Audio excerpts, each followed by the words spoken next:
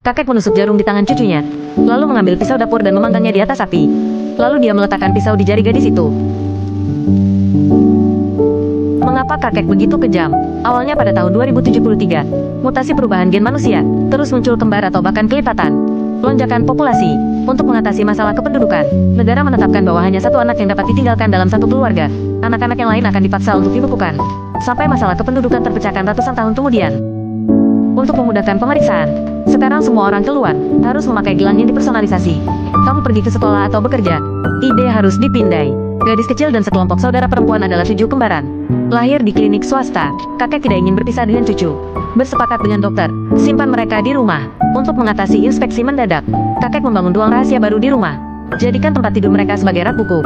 Dapat disembunyikan kapan saja. Biasanya, akan terus melakukan inspeksi mendadak. 7 dari mereka terlihat sama. Untuk membedakan, kakek dari besar ke kecil. Beri nama mereka Senin sampai Minggu. Untuk hidup normal, kakek membuat gelang untuk mereka masing-masing. Identitas yang sama di gelang. Kakek memberitahu mereka, hanya bisa keluar pada tanggal yang sesuai dengan namanya. Kalau tidak, cukup di rumah saja. Sejak itu, mereka bergiliran pergi ke sekolah setiap hari. Setelah pulang dan harus katakan apa yang terjadi di hari itu. Membagikan apa yang telah dilakukan dengan kakak adik kalian.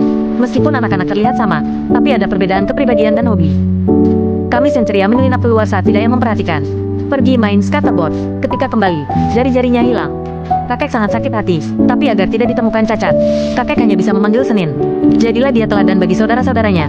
Lalu keluarkan pisau dapur, potong jari mereka satu persatu. Dengan pelajaran ini, tidak ada lagi masalah dengan anak-anak lainnya. 20 tahun telah berlalu dalam sekejap. Anak-anak tumbuh dewasa. Pekerjaan mereka adalah menjadi manajer bank. Meskipun bergiliran kerja, tapi mereka mulai lelah, menekan kepribadian sendiri setiap hari, untuk memainkan seseorang yang tidak ada. Dan mereka semua memiliki rahasia kecil sendiri. Akhirnya kecelakaan terjadi pada hari ini. Hari ini hari Senin. Mereka memiliki kampanye promosi yang sangat penting. Senin pergi bekerja seperti biasa. Tapi di lift, menemukan pesaing yang dipromosikan. Dan kata-kata Jerry membuat Senin merinding. Aku mengawasimu. Apakah dia tahu rahasianya? Senin malam itu tidak pulang. Mereka tidak bisa mencarinya. Saudari menemukan berdasarkan lokasi, menemukan bahwa pemosisian telah dimatikan. Apakah Senin mengalami kecelakaan? Selasa panik. Jika begitu, identitas Senin tidak akan ada lagi. Maka hidup mereka berakhir. Hari Selasa, Senin masih belum kembali. Selasa hanya bisa keluar dan menyelidiki. Tetapi tanpa ingatannya tentang sinkronisasi hari Senin. Apa yang harus dilakukan jika terjadi kebocoran? Tidak ada cara dia bisa beradaptasi begitu saja. Ketika datang ke perusahaan, menemukan bahwa semalam Senin telah dipromosikan.